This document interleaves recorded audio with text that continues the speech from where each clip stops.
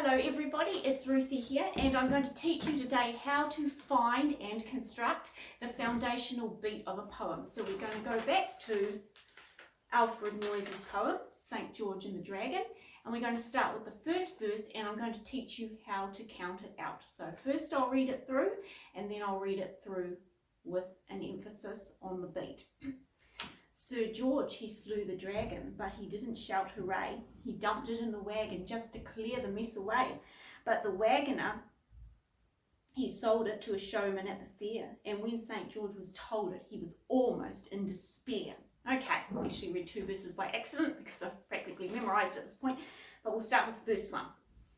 In English, every word is constructed of syllables. And a syllable is a vowel sound, and when we construct poetry, the rhyming kind with a rhythm, we count syllables, not words. So you can have a lot of words or you can have only a few words in a sentence, but what matters is the amount of syllables. So we're going to count this out.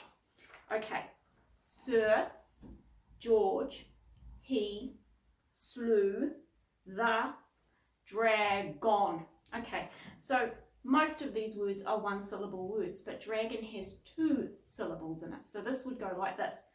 Saint, 1, George, 2, he, 3, slew, 4, the, 5, dragon. And that would bring us up to 7. So that's 6, 7. So we have 7 beats per line in this poem. So we can do this with the second line too.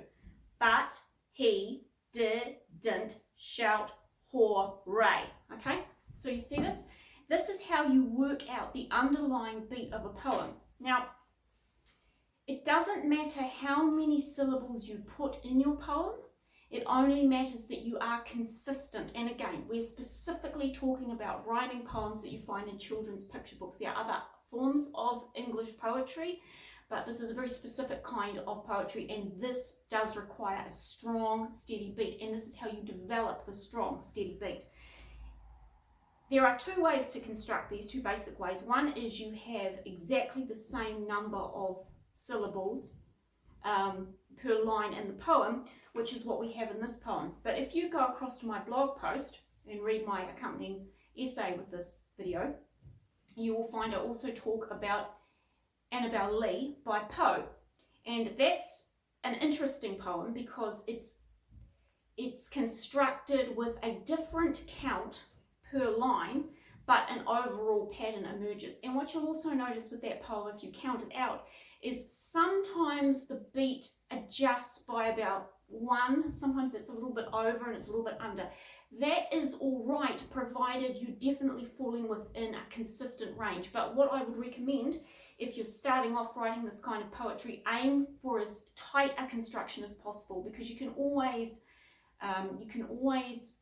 loosen up, but it's much harder to tighten up. So I always recommend starting with a tighter construction, and then you can loosen up as you begin to know what you're doing. It will need to fall within the vicinity of a mathematical formula for it to actually work. So if you want to pause the video, I am going to put the first verse of this poem up with the count of the beat next to it, so you can look through that. So you can pause that if you want.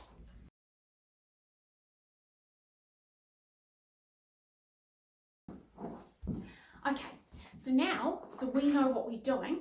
We're going to take the first line of this poem. We're going to keep the original rhymes, because picking rhymes is another lesson that I'll talk about later. And we're going to reconstruct it using our own words, except the rhymes, keeping the same beat. So this is what I think we could say. We could say, I think I saw a dragon, but I didn't shout hooray. I jumped into my wagon, then I bravely ran away. Okay, it might not be perfect. I did write it out perfectly, but then I lost my paper and I thought, oh well.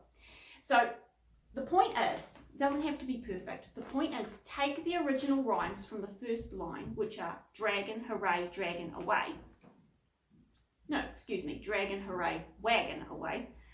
And try and construct something that fits, because at this point you're just trying to tune your ear to how to construct a beat. So give that a shot And next time I shall talk about how to actually construct a story in a poem and how to pick your rhymes. So until next time, please check out the link in my bio that will take you to my blog, and you just need to look for the section titled How to Write a Rhyming Children's Picture Book. There is accompanying blog post that goes with this called The Second Thing You Must Do, which I hope you find helpful. It's got more tips in it. And until next time, happy writing. Bye-bye.